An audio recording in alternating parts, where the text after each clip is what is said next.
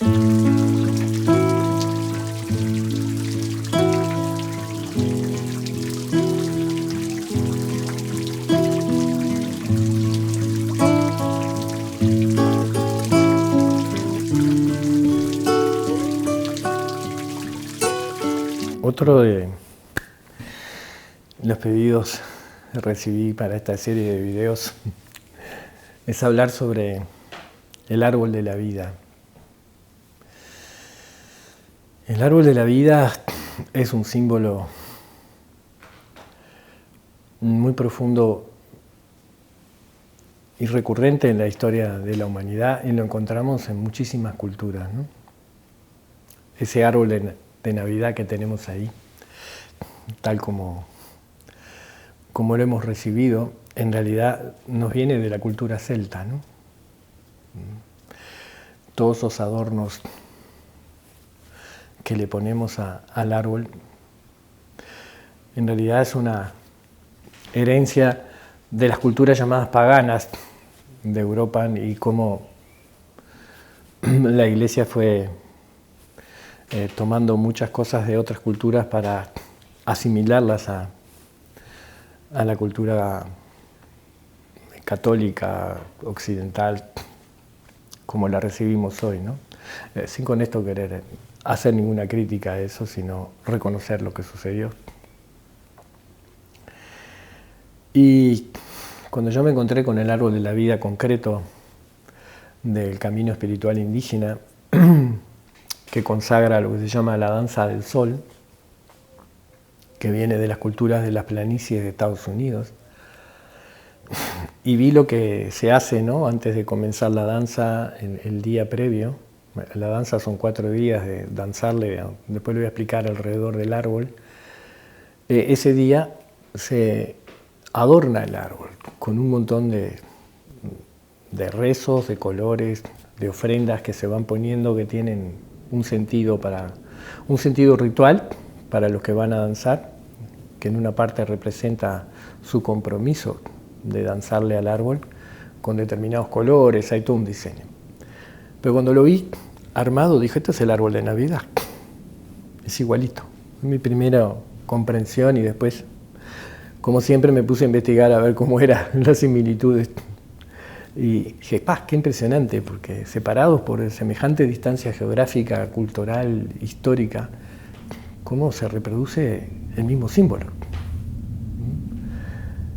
Y dije, esto, claro, está en la Biblia, el árbol de la vida, el árbol del bien y el mal, y el árbol de la vida como prohibido ahí, y todo el camino que implica, ¿no?, en una lectura más profunda, espiritual, del árbol de la separación y de comer, del conocimiento del bien y del mal, o sea, entrar en la dualidad, entrar en el cine y generar la proyección a partir de la ignorancia y de haberse olvidado de que todos somos ese árbol de la vida, ¿no?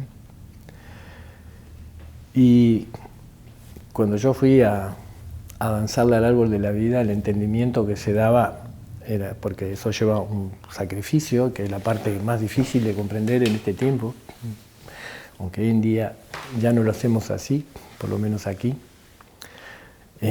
Esto nació como una ofrenda de los hombres, originalmente solo danzaban los hombres, los guerreros, para reconocer el sacrificio que las mujeres hacían para dar vida. La sangre que vertían en el parto, ese momento entre la vida y la muerte que puede ser para la madre y para el bebé, y cómo entregaban su sangre para que la vida continuara, ¿no?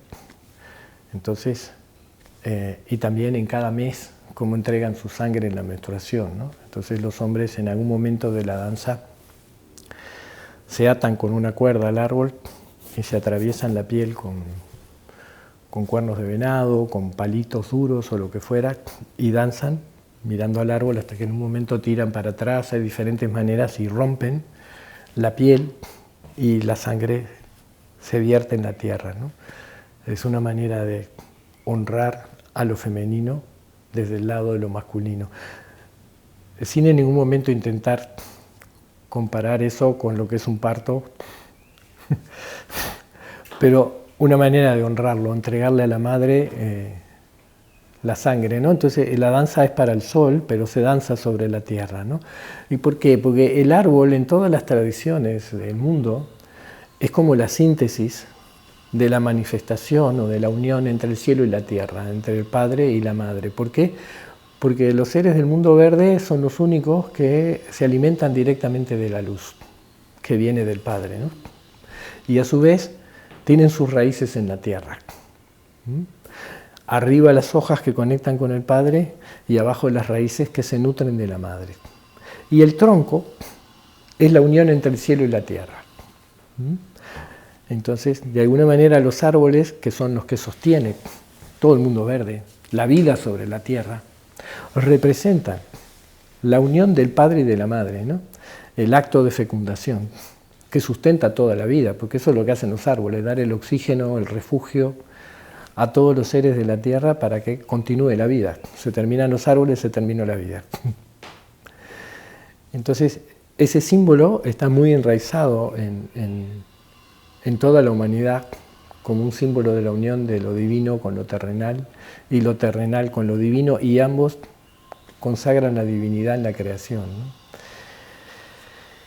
Y la danza tiene un diseño en el cual se va danzando a cada dirección, dándole la espalda al árbol. Y nadie me explicó esto, ¿no? Lo entendía dentro de la danza, danzando, pues son 4 días de ayuno, de agua y comida. Y ese es el sacrificio, ¿no? El prescindir del alimento cotidiano para descubrir qué hay más allá de lo corporal, ¿no? Abrirme profundamente a que lo que sostiene mi vida en realidad es el espíritu, ¿no? En la manifestación. Y durante ese tiempo hacer el sacrificio de prescindir para poder abrirme a la experiencia de lo divino en mí, ¿no? En todo momento batiendo el tambor, ¿no? Danzando sobre la tierra y recibiendo la luz del sol, ¿no? Pero a su vez el mirar hacia afuera es mirar a la manifestación que se da en cada dirección, hacia el oeste, hacia el sur, hacia el este, hacia el norte, ¿no? Pero luego en ese mismo lugar se mira hacia adentro, ¿no? Hacia el origen. Entonces hay un momento de mirar hacia afuera y un momento de mirar hacia adentro y entrar en comunión con lo que hay adentro de mí, ¿no? Y a medida que van pasando los días de esfuerzo, y esto en el origen era una manera en que los guerreros se preparaban para entregar su vida. La danza del sol surge como una respuesta a los momentos más críticos de la tribu, en los cuales los guerreros tenían que prepararse para morir, para sostener la vida. Entonces tenían que templarse para poder aceptar el sufrimiento y el dolor para proteger a las mujeres y los niños. Y esto es muy fuerte porque el clan de los guerreros solo podía estar integrado por hombres que fueran capaces de la ternura y la dulzura, que fueran capaces de amar, respetar, cuidar a sus hijos y cuidar a sus mujeres, no como propiedad, ¿no? Porque cualquier otro que hubiera caído en la violencia de la tiranía no podía ser guerrero. Había sido tomado por el lado oscuro de la masculinidad. Un hombre solo podía entender el sentido de su vida cuando la ponía en servicio de la continuidad de la vida. Y la continuidad de la vida está en el vientre de la mujer. Entonces hay una anécdota muy bonita que cada vez que la cuento me vuelvo a emocionar, contada por una de las mujeres que estuvo en los años 70 en todo movimiento reivindicativo de la nación indígena norteamericana, en la cual habían decidido no entregar su tierra y se habían puesto a guerrear contra los Estados Unidos. A guerrear en el buen sentido, ¿no? En el sentido de reivindicar su derecho. Entonces estaban con unos fusiles y unos caballos rodeados por el ejército, ¿no? Entonces ella, que hoy en día es representante de los derechos indígenas en las Naciones Unidas, se fue con todos sus vaqueros, como decía ella, y toda su fortaleza. Yo voy a pelear, voy a entregar mi vida, ¿no? Entonces llegó al campamento y vio a todas las mujeres en la cocina, ¿no? Con polleras. ¿no? Como mujer occidental. Yo no me quiero quedar en la cocina. Yo sé montar y sé manejar un Winchester, un fusil. No quiero ir a pelear. Me la miraron y dijeron, bueno, anda a hablar con el jefe de los guerreros. Ya se fue a hablar con el jefe y le dijo, yo quiero pelear con ustedes. Sé manejar un fusil y sé subir a caballo. Y el tipo la miró y le dijo, no tengo ninguna duda de que puedas manejar un fusil y andar a caballo. Pero todos nosotros somos prescindibles. En tu vientre está nuestro futuro. Nosotros vamos a morir por ese vientre.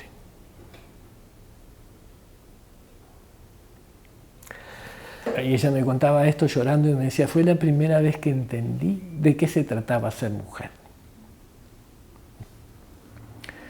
En esto de que un hombre entiende que es hombre a través de los labios de una mujer y una mujer entiende lo que es ser mujer a través de los labios de un hombre. Y volviendo a la tradición guaraní, esto es lo que hace el hombre, construye la upá, hace el hogar para que su mujer pueda parir los hijos, ¿no? Y juntos construyan. El hombre tenga un lugar de amor a donde volver y sentir que el sacrificio que hace es por la continuidad de su familia, ¿no?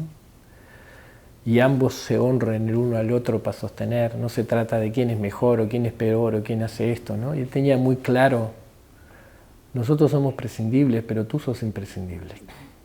Sin ti no hay futuro. Y esto fue muy fuerte para mí porque la comprensión profunda del orden, ¿no? Del árbol de la vida, ¿no? De cómo en realidad ese árbol está acá dentro de cada uno de nosotros, dentro mío vive lo femenino, y si no aprendo a reconocer la ternura y la dulzura no puedo ser un buen padre, y cómo dentro de una mujer vive la inteligencia, el poder, lo mismo de lo masculino, pero solo ella puede darle la teta a un niño, solo ella puede parirlo, solo ella puede contenerlo. Y yo puedo apoyar, estar ahí, cambiarle los pañales, alcanzarle el bebé a la teta, apoyar todo eso. Pero la madre es imprescindible, ¿no? Y comprender entonces en esa profundidad lo que es el sentido de ser hombre, el orgullo de ser hombre, el sentido de ser hombre, de poner ahí mi vida para sostener la continuidad de la vida, ¿no? Honrar lo que es ser mujer, ¿no? Lo que una mujer hace. Nada como haber visto a mi mujer parir a mis hijos para comprenderlo. ¡Pah!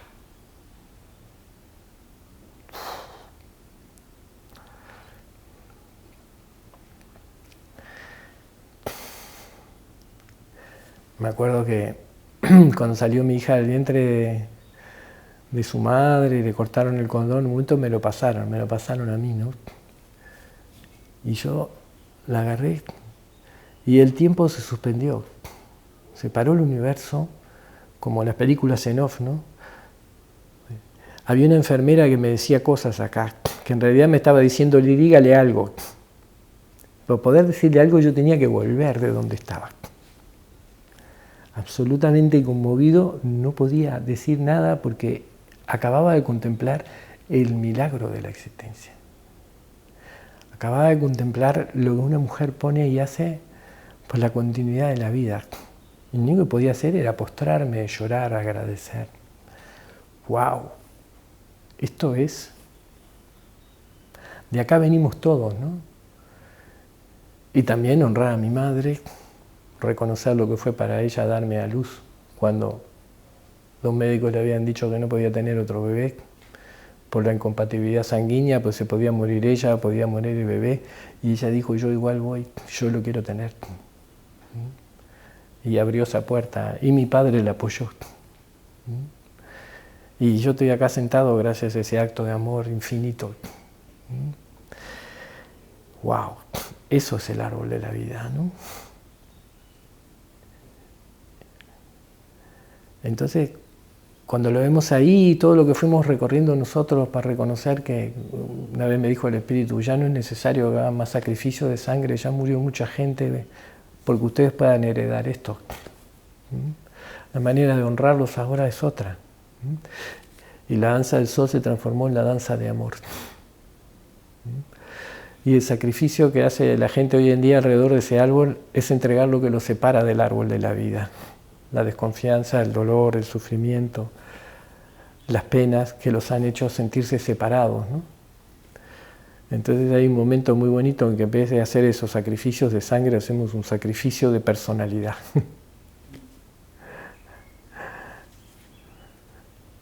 Para que se derrame en alma en la tierra de nuevo, ¿no? Para que se derrame de nuevo la eternidad y el compromiso con la continuidad de la vida, ¿no? Con la eternidad de la manifestación del amor en la tierra, ¿no? Y en ese momento se consagra en nosotros la unión del Padre con la Madre, más allá de que seamos hombres o mujeres, y honramos la vida danzándole a la vida, ¿no?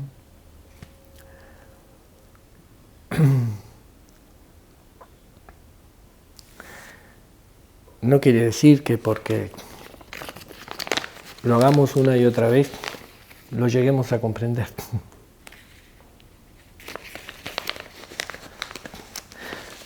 También he visto a mucha gente danzando para consagrar su personalidad en vez de abandonarla. ¿No? Yo puedo, yo pude, yo resisto, yo consigo.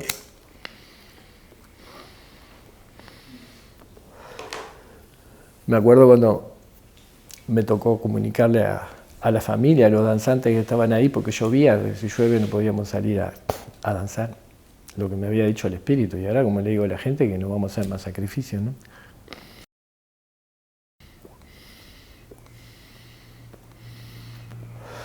Y muchos hombres se pusieron a llorar y decían, sí, yo hago esto para sentirme parte, yo hago esto para demostrarme que soy masculino, que puedo, que consigo más de lo mismo que vengo haciendo toda mi vida. Se generó ahí un ámbito de amor, de comprensión, de poder sacar para afuera todo lo que... El parecer, el querer parecer algo, para ser aceptados. Y para eso tenemos la vida cotidiana de hoy en día, el intercambio de máscaras.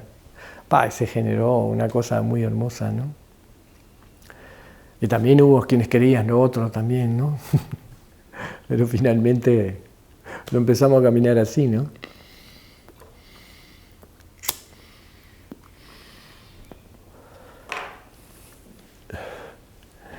Y de vuelta a lo mismo, ¿no? El árbol de la vida que hay aquí en la tierra donde danzamos, en realidad son dos árboles, ¿no? Que quedan muy lindos porque es el padre y la madre, ¿no? Pero son muy antiguos. Tienen entre 400 y 600 años, ¿no? Son coronillas antiquísimos. Para que lleguen a ese tamaño, wow, fueron testigos de muchas cosas, ¿no?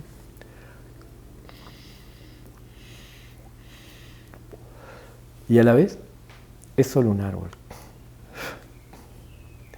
Entonces, en una de las búsquedas de visión, cuando todavía no teníamos la OPA y las ceremonias eran al aire libre, ¿no? Y eran alrededor del árbol, ¿no? Me pasó una cosa impresionante.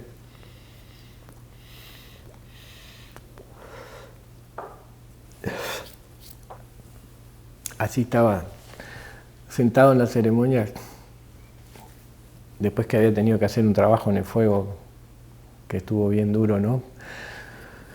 Porque en realidad me senté allí y lo que vino fueron todas las dudas sobre mí mismo, ¿no? ¿Qué haces sentado ahí? ¿Quién te crees que sos? Toda la batalla, ¿no? Todos los años recorridos, ¿no? Una batalla que yo sabía que lo que estaba pasando a través de mí eran todas las dudas que había en el círculo, todos los miedos. Y eran los miedos a regresar, porque era la ceremonia de cierre, después de haber vivido esa experiencia de amor infinito, de conexión, de familia, todos tenían que volver a su casa, ¿no? Y las preguntas es cómo hago para llevar esto a mi casa, ¿no? Y bueno, y conseguí atravesarlos y reafirmar la convicción de que es lo que yo estoy haciendo sentado ahí, que es servir a esta familia, ¿no? Y ahí volví, me senté tranquilamente y de pronto me llama la atención, así como los estoy viendo a ustedes ahora, ¿no?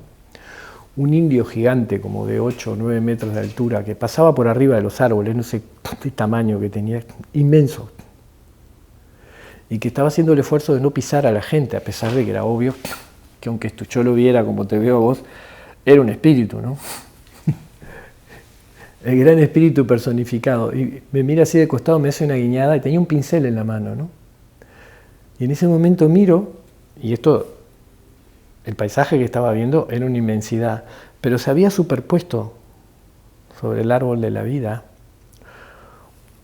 como si fuera esos telones que se usaban en los teatros antes para poner un paisaje, solo que era una tela viva, como si fuera hecha de hilos de oro, donde se creaban y recreaban imágenes de la historia de la humanidad, ponele, ¿no? Y era de un tamaño, no sé, más grande que toda la casa esa, ¿no? Que me impedía ver a la gente que estaba del otro lado del círculo. Y no podía ver el árbol, veía la tela. Y entendía claramente que el Gran Espíritu me estaba mostrando cómo diseñaba el universo, ¿no? Y yo quería que los demás lo vieran, porque era una cosa tan maravillosa. No podía creerlo. No sé cuánto tiempo duró eso, pero un buen rato. Y yo cada vez que entraba en una imagen de las que estaba puesta ahí, se desarrollaba en 3 dimensiones la historia que estaba siendo contada ahí. Entonces, en una había un árbol de la vida y un anciano explicándole a un joven. En otro estaban José, María y Jesucristo. Había de todo. Y cada vez que yo miraba hacia un lado, eso se desplegaba.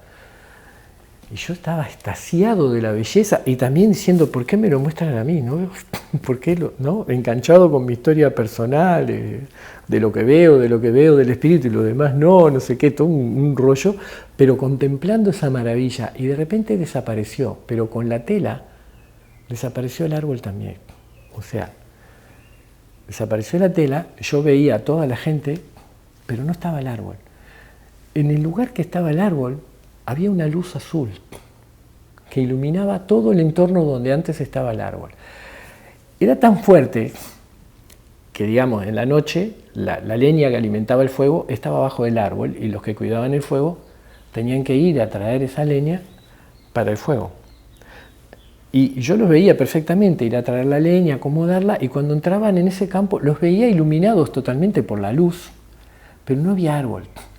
Y era tan fuerte que yo veía del otro lado las sierras, el paisaje, y yo me movía de costado para ver si era parte de la visión o no, ¿no?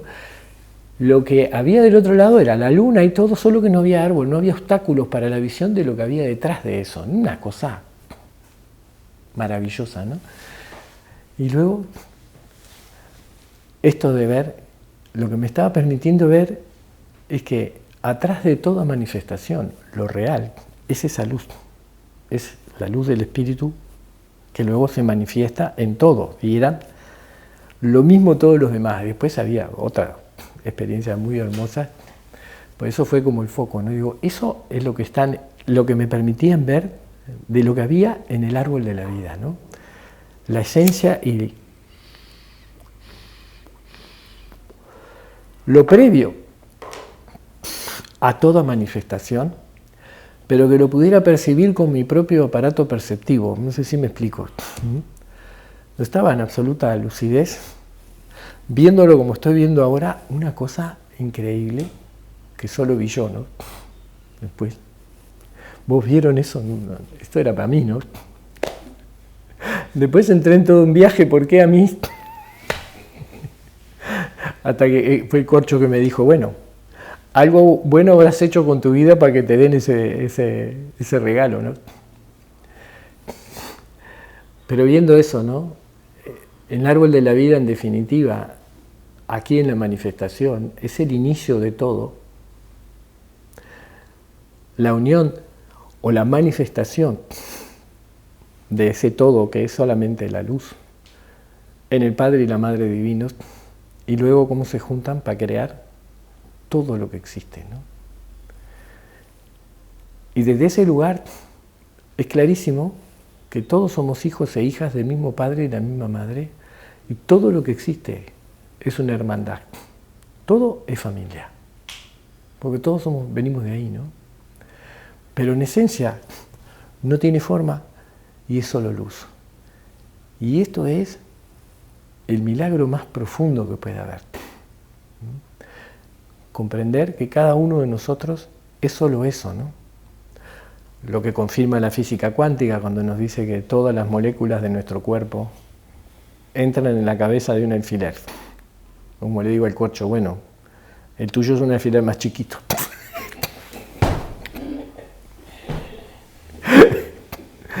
Pero todo eso entra ahí, ¿no? O sea, lo que lo ordena, hay más espacio aquí que lo que llamamos materia, ¿no? Es una manifestación, ¿no?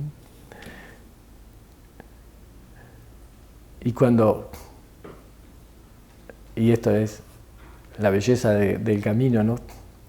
Nos acercamos o llegamos a ese centro sin forma que somos, ¿no? Se nos abre la puerta de contemplar que todo lo que existe es eso, una voluntad de manifestarse, de experimentarse. El universo es un espejo. De la misma manera que yo no necesito mirarme al espejo para saber que existo, pero no me veo si no es con un espejo. ¿Se entiende esto?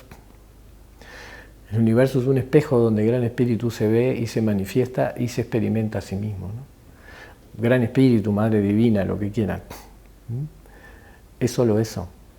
Y el árbol de la vida es el origen de ese milagro. Entonces, honrar el árbol de la vida es al mismo tiempo honrarme a mí, honrar a toda la creación y honrar al Creador. Y ese es el sentido de todos los caminos espirituales. Es un camino circular, donde aparentemente me pierdo de esa esencia, me pierdo en la obra y me olvido que soy también el creador de esa obra para volver a ese lugar.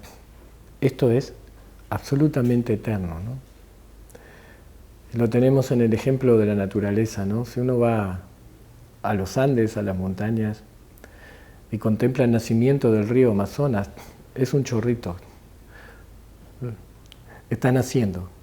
Luego es un torrente, es la juventud, después es un río maduro y termina muriendo en el océano en la ancianidad. Pero todo eso ocurre al mismo tiempo. Todo está ocurriendo al mismo tiempo, naciendo, creciendo, madurando y muriendo. Es eterno y permanente. Pero como en el libro, hay que ver dónde nace, hay que recorrer el torrente, hay que ser un río maduro y hay que entregarse al océano. Una y otra vez, porque la misma agua sube al cielo, se convierte en nieve en la montaña, se deshiela. Es una historia de amor eterna y maravillosa.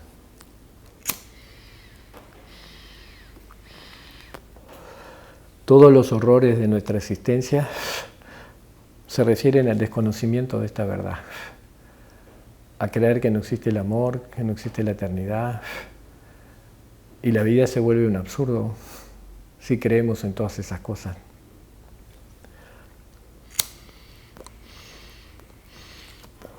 Pero también comprender que si en cierta parte del camino no creemos en todas estas cosas, todo esto no tiene sentido. Contemplarlo desde el lugar de totalidad es comprenderlo. Llegar a ese lugar es la aventura. Como nunca dejamos de ser como seres manifestados la realidad que estaba detrás del árbol, que es la luz, no hay manera en que podamos perdernos. No existe. Existe un momento de confusión, un momento de claridad y un momento de realización. Y de verdad, todos los que han realizado esto no se fueron a ninguna parte. Están aquí de vuelta.